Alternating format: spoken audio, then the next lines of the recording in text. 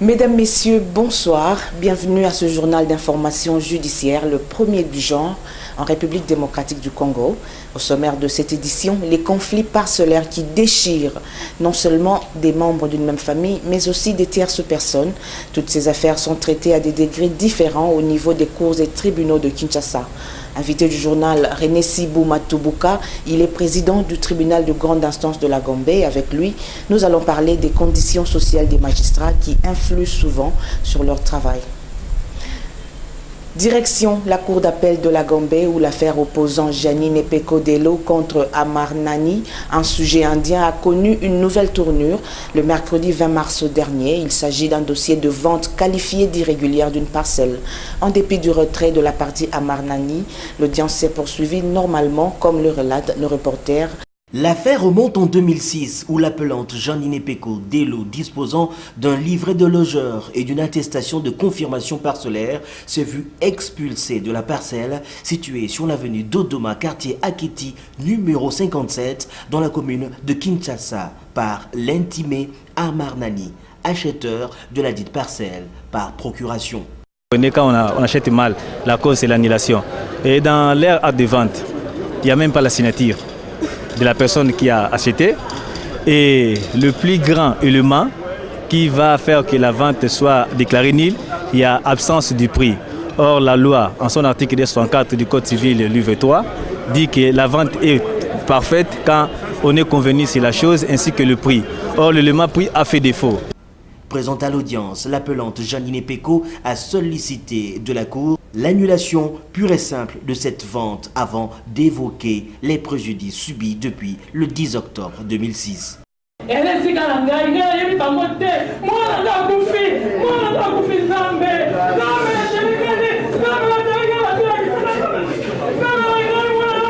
Malgré le retrait de la défense de l'intimé Amar Nani, la Cour a jugé nécessaire de poursuivre l'instruction. L'organe de la loi, qui a minutieusement suivi cette affaire, a donné son avis sur le banc. À ces causes, plaise à la Cour des séances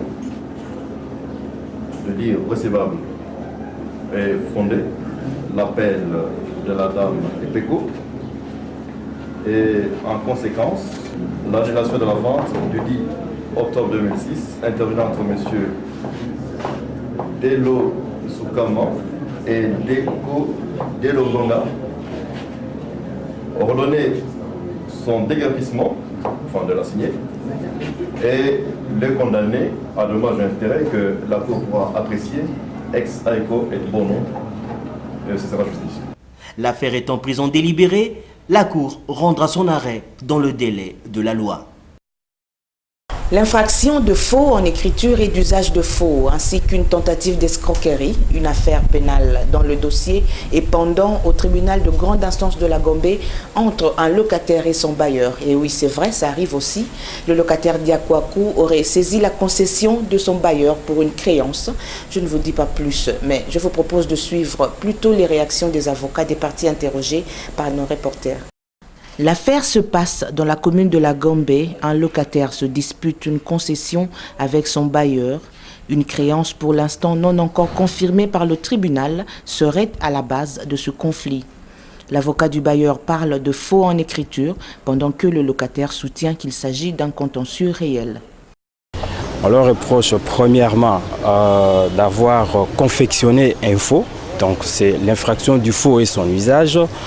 Deuxièmement, d'avoir tenté d'escroquer une personne.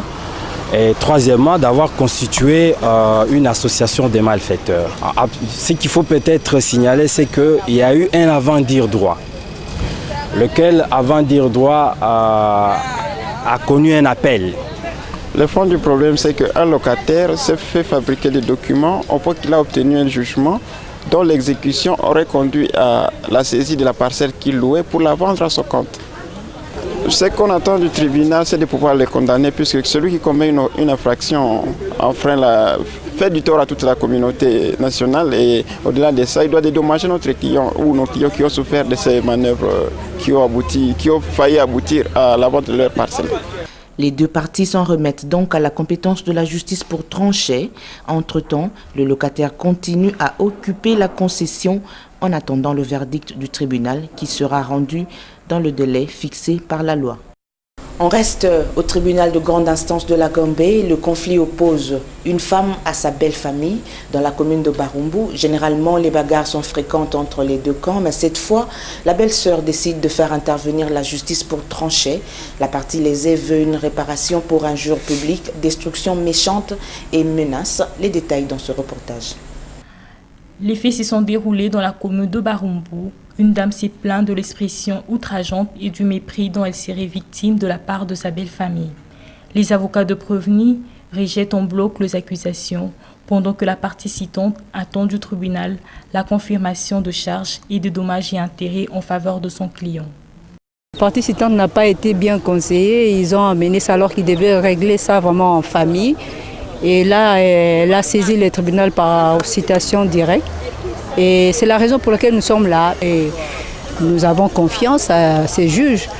Ils sont là nous attendons l'acquittement de nos clients. Nous constatons qu'il n'y a pas eu toutes ces infractions qui sont en train de crier. Propos-là, ça a touché un peu à la réputation de ma cliente. C'est ainsi qu'elle était obligée de saisir le tribunal pour que le tribunal puisse sanctionner d'abord la première cité pour les propos qu'il avait proférés devant les jaloux, soit devant le public. Mais par contre, pour les deux dernières cités-là, ils sont poursuivis pour destruction méchante. Les APJ, les agents du parquet, devraient exécuter un mandat d'amener contre ma cliente. Alors, ma cliente s'était retrouvée dans sa chambre enfermée. Mais ces neveux-là, disons les neveux de son mari, les deux dernières cités, se sont donné le luxe de casser d'abord la porte parce que la maison était fermée. Ils se sont permis de casser la porte et accéder maintenant dans la maison. Ils ont tiré ma cliente de sa chambre jusqu'au niveau du véranda et puis la remettre entre les mains des APJ pendant que ces gens-là connaissent bien la procédure. Le tribunal de grande instance qui a la compétence matérielle de l'affaire va se prononcer dans un délai fixé par la loi. L'affaire se passe dans la commune de Kassavoubou. Un oncle et ses neveux se disputent une parcelle. Les uns et les autres revendiquent les droits de propriété et c'est à la justice de départager les deux parties. Un dossier en instruction au tribunal de grande instance de Matete. Ce conflit parcellaire oppose un oncle à ses neveux. Ils se disputent une parcelle dans la commune de Kassavoubou.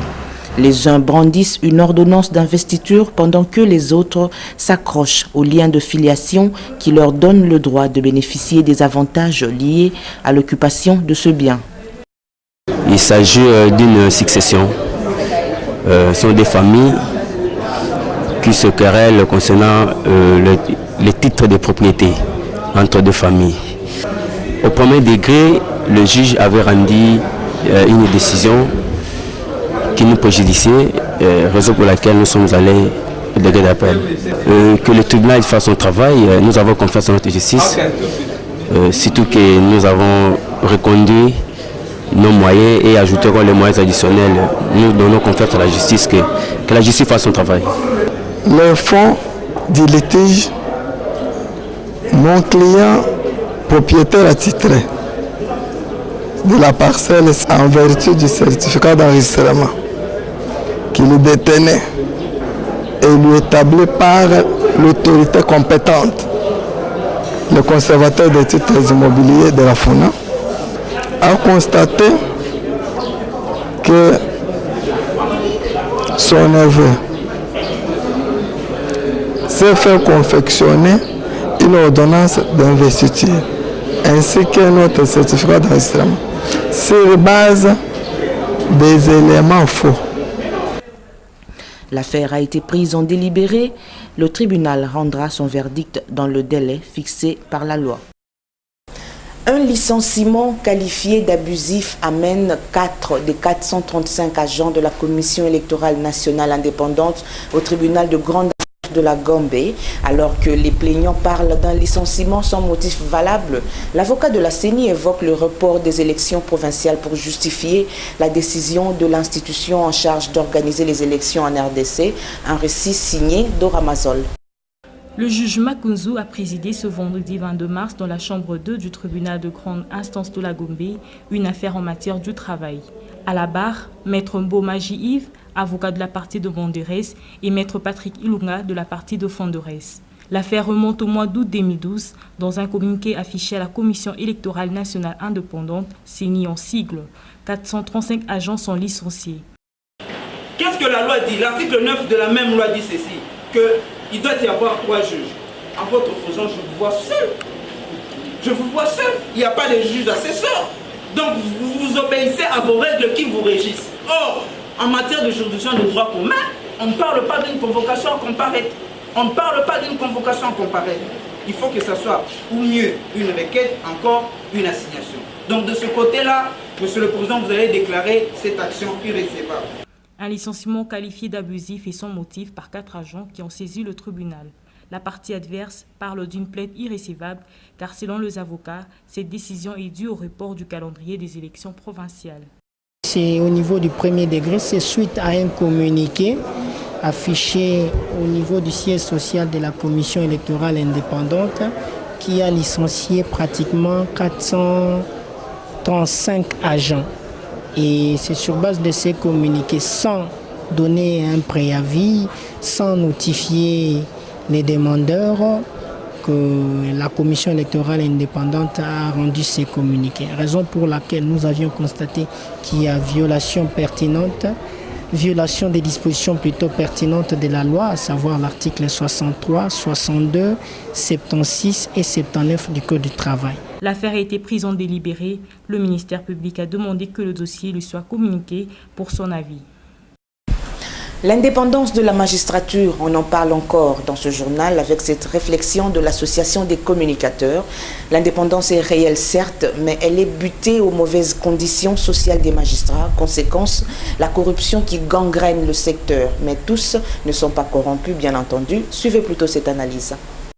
Très peu de pays africains comptent autant des meilleurs juristes que la République démocratique du Congo.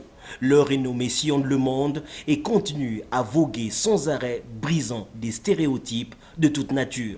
En interne, beaucoup reconnaissent ce savoir-faire des juristes congolais qui fait pâlir d'envie. Mais toujours en interne, des critiques contre ces hommes censés dire et appliquer la loi fusent avec la même ferveur. Le ras-le-bol a pris des proportions telles une boule de neige qui dévale la montagne. Au Congo-Kinshasa, malheureusement, la corruption gangrène un domaine sacré, un domaine symbolique, celui de la justice. Le président de la République lui-même a humblement reconnu l'ampleur de la corruption dans le pays. Cette corruption caractérisée porte un coup fatal à l'indépendance des magistrats et des juges. Cela ternit dans une large mesure l'image de la justice congolaise. Pour beaucoup, les mauvaises conditions de travail des hommes en toge noire nourrissent la corruption. Les problèmes des salaires, des primes et autres avantages sociaux poussent les magistrats et autres avocats à vider les poches des justiciables. L'État est conscient de la gravité de la situation. Le chef de l'État a nommé des nouveaux magistrats pour donner un nouveau souffle à ce secteur. Kabila, dans sa tunique des magistrats suprêmes, a aussi mis en garde des magistrats contre les mauvaises pratiques.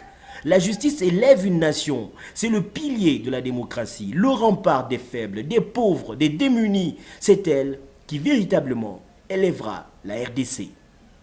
Du côté des justiciables, à présent, la plupart décrient le comportement des juges, des magistrats accusés de tous les maux, même si une minorité reconnaît quand même le travail de la justice congolaise qui évolue très souvent dans des conditions difficiles. Leurs propos dans ce micro-trottoir réalisé par nos reporters.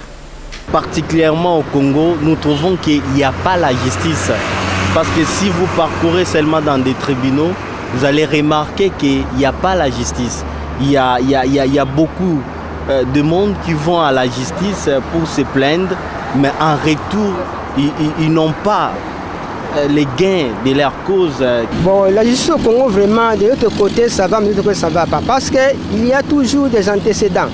Il y a des juges qui rendent des jugements à l'encontre de ce qu'il faut faire. Bon, c'est lui qui a raison, on lui donne tort. C'est lui qui a tort, on lui donne raison. Tout cela, moyennant quelque chose. Je n'ai jamais eu de problème judiciaire. Mais je sais que la plupart de ceux qui ont eu ces problèmes se plaignent toujours de la manière dont les jugements sont rendus.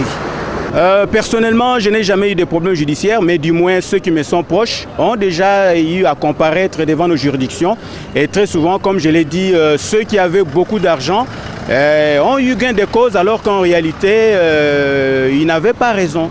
La justice congolaise fonctionne comme toute autre justice. Mais étant congolais, vivons seulement au Congo, nous connaissons cette réalité et nous critiquons notre justice, disons que notre justice ne fonctionne pas très bien.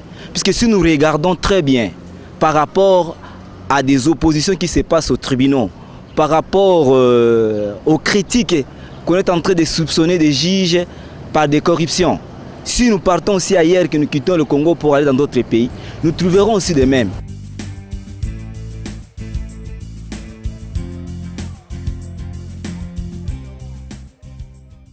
Démarrons cette revue de presse avec La Prospérité qui titre « Nathalie Capella lance le journal d'information judiciaire ». Le journal affirme que c'est le vendredi 15 mars 2013 que la présidente de l'association de communicateurs a annoncé la nouvelle lors d'une conférence de presse. Bourrée d'une équipe de professionnels, rapporte La Prospérité, la se veut donner l'opportunité à l'opinion de connaître ce qui se passe dans le cours et tribunaux à travers de reportages, des interviews et des enquêtes. Une première, note le journal en RDC. Sur le terrain à présent, le phare indique que, pour 2 imputations dommageables, 2 agents de la société Vlisco Congo à couteau tiré au tribunal de paix de la Gombe. Selon le journal, c'est le directeur de la société Vlisco Emmanuel Mabiala qui est traîné en justice par son assistante Moana Acha. La plaignante accuse son chef d'avoir raconté de fausseté auprès de la hiérarchie de la société et s'est fait occasionner le changement de fonction de cette dernière. Pour cela, son avocat a sollicité la recevabilité de l'action et le paiement de dommages et intérêts par l'accusé. Les avocats de la partie adverse ont rejeté les accusations. Pour eux, leur client n'avait fait qu'informer le service de ressources humaines du mauvais comportement qu'aurait affiché la partie civile lors d'une manifestation organisée au complexe GB. Ils ont demandé au tribunal de dire non établi toutes les accusations. L'affaire a été prise en délibéré, conclut le phare. On reste encore au trip de la Gombe, où le potentiel affirme que l'affaire du journaliste Dieudonné Mbouyi du quotidien, La Tempête de Tropique, poursuivi pour imputation dommageable, a été renvoyé jeudi 4 avril 2013 pour non-saisine. Pour la défense du journaliste, le tribunal ne pouvait se déclarer valablement saisi du moment que leur client n'avait pas été notifié à l'adresse de sa résidence. À l'issue du débat, le tribunal a prié les auteurs de la citation directe d'aller régulariser la procédure à l'égard de la partie citée. On va terminer cette revue de presse par la justice internationale où Bosco Tangana a été transféré ce vendredi 22 mars de Kigali à la Cour pénale internationale à La Haye.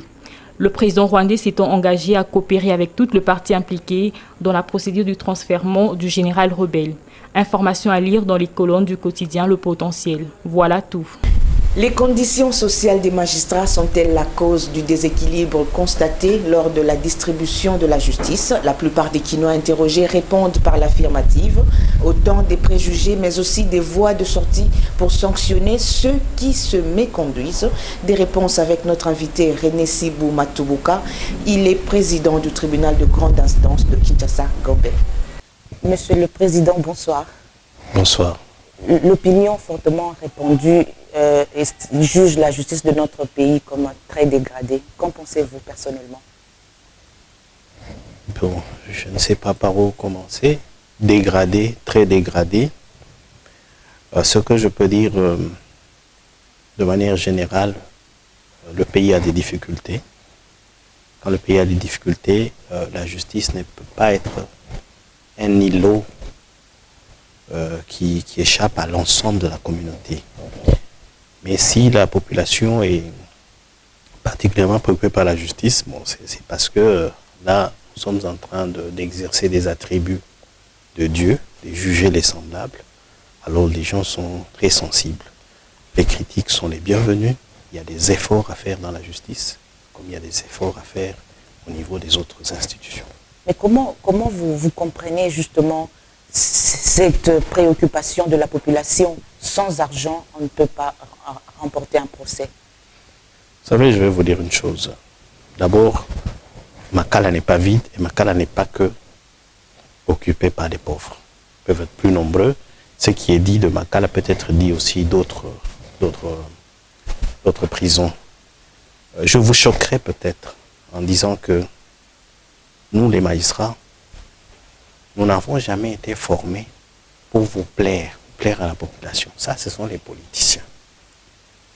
Les magistrats tranchent. Et quand ils tranchent, il y a une personne qui gagne et une personne qui succombe. Et généralement, c'est toujours les plus riches qui gagnent. Non, vous pouvez vous référer aux statistiques, ce n'est pas vrai. Ce n'est pas vrai. Vous pouvez vous référer aux statistiques judiciaires, ce n'est pas vrai. Il y a des pauvres qui gagnent les procès contre les riches, il y en a beaucoup.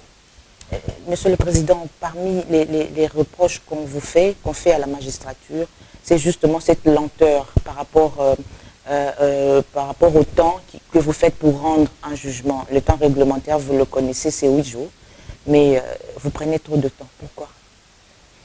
Nous prenons le temps réglementaire, c'est 8 jours en matière répressive et 15 jours en matière civile. J'avoue que parmi les problèmes que nous avons, il y a cette lenteur.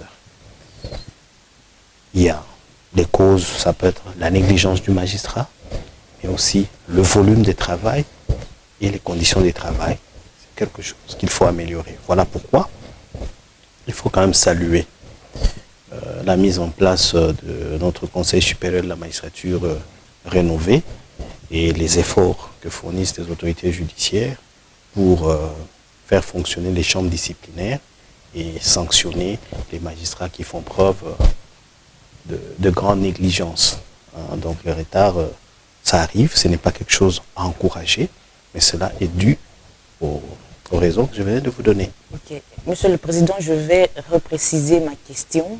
Nos enquêtes nous prouvent que cette lenteur, parce qu'on parlait de la lenteur observée justement pour rendre certains jugements, c'est dû au fait que certains magistrats laissent tous ce temps-là, même voire même 6 mois, pour se faire approcher. Qu'en dites-vous? Bon, je ne sais pas où est-ce que, dans quel secteur où tout va comme sur des roulettes.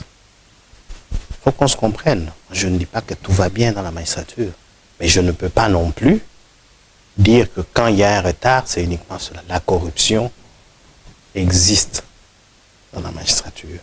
Elle existe dans tous les secteurs de la vie nationale. Il faut la réprimer. C'est un mal qu'il faut combattre. Lorsqu'un justiciable estime que dans tel ou tel dossier, le magistrat a privilégié l'argent plutôt que la justice, il est en droit de se plaindre contre les magistrats. Les magistrats ne sont pas au-dessus des lois. Et je peux vous dire qu'aujourd'hui, beaucoup de magistrats sont en train de comparaître, soit devant les chambres disciplinaires, il y en a qui sont même condamnés, il y a des magistrats qui sont en prison.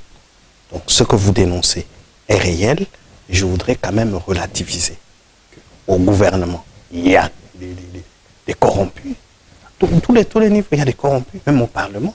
Votre secteur, selon les statistiques, est le secteur qui est très critiqué, on pointe toujours du doigt, parce que la justice, c'est ça le pilier de tout un pays. Et vous n'allez pas peut-être vous déduire en disant que dans d'autres secteurs, il y a aussi la corruption. C'est pour ça que les magistrats doivent se laisser corrompre. Oui, je suis d'accord avec vous. Je réaffirme, j'insiste que c'est un mal qu'il faut combattre, qu'il faut réprimer. Mais c'est toute une entreprise criminelle assez intelligente à combattre. Ça, j'en conviens avec vous. Mais j'insiste aussi sur le fait que les dégâts causés par la corruption sont énormes dans plusieurs secteurs. Et le combat pour l'amélioration des conditions de vie et de travail du magistrat est justifié aussi par cela. Je ne veux pas dire que la corruption est zéro si on paye au magistrat 10 000 $. Je ne dis pas ça. Même dans d'autres pays. Mais peut-être ça pourrait diminuer en plus d'autres mécanismes de sanctions internes et externes. L'éthique compte beaucoup. Hein. Aujourd'hui, la question de moralité, les magistrats sont toujours pointés du doigt aussi. Donc peut-être commencer par sélectionner d'abord sur le plan moral et éthique avant de prendre ceux qui sont plus intelligents. Ça diminuerait aussi.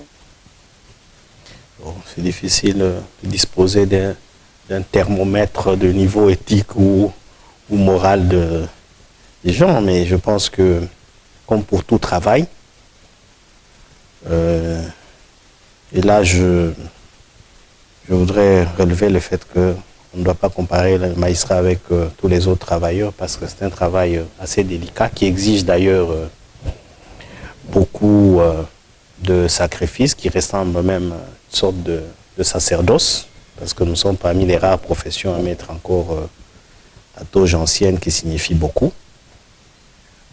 Mais voyez-vous,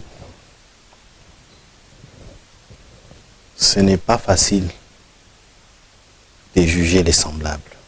Qu'on améliore, tout dépend de ce que vous voulez comme magistrat. Chaque pays doit définir le profil de son magistrat. Il doit le mettre en condition d'exercer ses fonctions. Il doit faire en sorte que la profession ne soit pas dénigrée, dégradée. Alors, pour ce faire, il y a des règles que nous n'avons pas inventées. Des règles qui régissent la profession des magistrats. Comment on devient magistrat? Comment on évolue avec des sanctions positives ou négatives? Comment on quitte la magistrature? Donc, il ne faut pas à un moment penser que c'est une sorte de mafia où les gens se couvrent. Non, les magistrats commettent des fautes comme d'autres personnes commettent des fautes. Et quand ces fautes sont dénoncées, on les sanctionne. Ce qui est mauvais, c'est que devant une faute avérée, que le chef croise des bras. C'est mauvais. Monsieur le Président, vous parlez des sanctions, mais selon nos informations, vous êtes syndicaliste. Et aujourd'hui, il faudrait d'abord comment obtenir l'autorisation de sa hiérarchie pour sanctionner un magistrat. Alors, vous savez aussi que cette hiérarchie peut aussi être à la base des trafics d'influence. Donc, c'est comme si on veut une chose et son contraire. Soit on libère, on accepte qu'un magistrat soit sanctionné avec des mesures simples, ou carrément on ne le fait pas. Mais on ne peut pas aller jusqu'à banaliser la carrière du magistrat. Je ne pense pas que le magistrat soit la personne la moins protégée. Regardez vous-même, même quand on nous amène les koulouna, les vrais koulouna. Allez voir, je pense ici à Lombroso, le voyez un gars musclé, sur qui ils peuvent même peser, où le doute sur la présomption d'innocence peut être évoqué, mais on le juge selon les règles de l'art. Donc quand un magistrat commet des fautes, c'est pair de juge, et ça, ce n'est pas une innovation de chez nous. C'est une inspiration, de ceux qui nous ont amené le droit du fait de la colonisation. Il ne faut pas toujours, comme on est RDC, réinventer la roue. Nous avons des statuts qui sont proches des magistrats français, belges, nous pouvons les appliquer. De la même manière que nous avons un parlement inspiré des institutions d'ailleurs. Nous avons un gouvernement, un régime politique inspiré des institutions d'ailleurs. Donc nous devons travailler selon les règles. Nous ne pouvons pas nous dire, nous, comme nous sommes RDC, ces règles-là sont trop longues, ça nous embête. Donc les magistrats, jetons-les à la poubelle. Mais vous êtes conscient que cette hiérarchie peut protéger son magistrat en cas de... Quand la hiérarchie estime que c'est un magistrat qui apporte des marchés, entre guillemets. Vous comprenez de quoi je parle, bien sûr. Bon, je pense comprendre, mais sinon, une hiérarchie, une bonne hiérarchie, c'est pour mettre le magistrat sur le droit chemin. Et en cas de faute, sanctionner. Donc la procédure, il faut l'engager. Nous devons être esclaves de la procédure. C'est la procédure qui permet d'établir les responsabilités. Donc d'enquêter, de retenir des charges et de les retenir, de sanctionner la personne. Et ils sont combien qui sont sanctionnés par rapport à ceux qui continuent à fonctionner dans le noir? Très peu. Vous voulez qu'on chasse une globo les magistrats comme on en a chassé 315 en 98? Ça, et vous étiez parmi les 315 qu'on avait chassés à l'époque. Oui, mais pour n'avoir pas respecté la procédure, nous avons engagé, nous, les procédures internationales et nous sommes rentrés, on a obtenu la condamnation de la République. Il n'y a personne qui est au-dessus des lois, même pas la République. Comment vous expliquez cet écart qu'il y a entre dans les conditions des magistrats? On constate qu'il y a des magistrats qui sont très riches, il y en a d'autres qui sont pauvres. La population, il y a des personnes qui estiment que les présidents des juridictions sont les plus riches et leurs magistrats croupissent dans la misère. Ce que vous dites, en tout cas, ça vous engage, vous. Je ne sais même pas combien de riches il y a dans le pays, tout secteur confondu. C'est relatif, hein. Riche, vous êtes dans les bonnes conditions. Il y en a d'autres qui ne peuvent même pas s'acheter du carburant. Les magistrats ont les traitements qui correspondent à leur grade. Ce n'est pas encore très bon. C'est pour ça que des mémos pleuvent toujours, des revendications. Et les conditions de travail sont aussi difficiles. Surtout les magistrats qui sont dans les coins reculés. Il n'y a pas de sorte de prime de brousse qu'il y avait dans le temps. Voilà. Monsieur le Président, on va terminer, mais je voudrais vous poser quand même une question. Une réponse sans complaisance nous ferait plaisir. Est-ce que vous êtes à l'aise de nous recevoir chez vous? Accepter que les journalistes puissent fourrer leur nez dans votre cuisine interne? Nous sommes très à l'aise. Je réaffirme mon souhait de bienvenue. Nous ne cachons pas, sauf là où la loi nous exige de cacher. Par exemple, au parquet, il y a les secrets de l'instruction. Nos audiences sont publiques.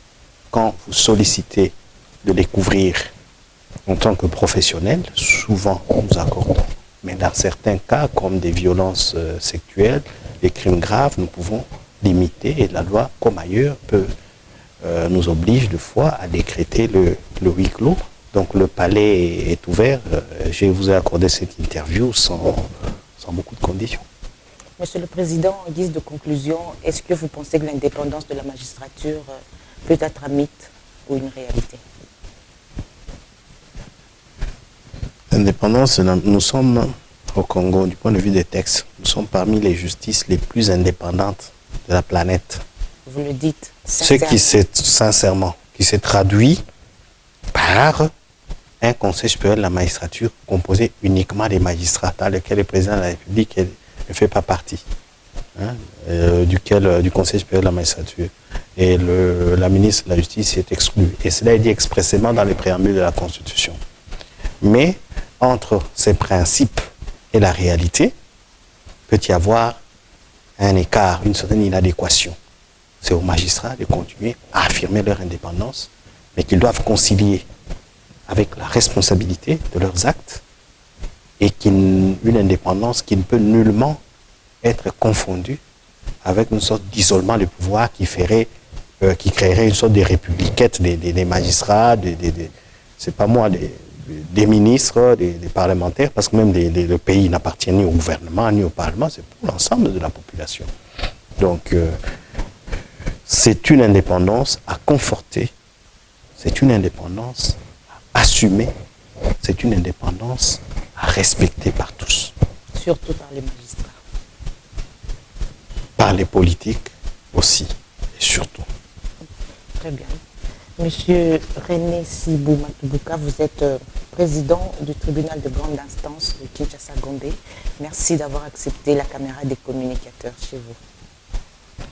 Je vous remercie pour la démarche que vous avez menée, de venir au palais, chercher l'information que je considère comme objective, même si aujourd'hui on a inversé le rôle, c'est-à-dire que vous êtes venu juger la magistrature dans le palais. Je vous remercie pour la démarche. Fin de ce journal, mais avant de nous séparer, le rappel des titres, les conflits parcellaires qui déchirent non seulement des membres d'une même famille, mais aussi des tierces personnes. Toutes ces affaires sont traitées à des degrés différents au niveau des causes et tribunaux de Kinshasa. Vous avez suivi ce journal qui a reçu René Sibou Matubuka. Il est président du tribunal de grande instance de la Gombe. Avec lui, nous avons parlé des conditions sociales des magistrats qui influent souvent sur leur travail. Ce journal est complètement terminé. Merci, à la prochaine.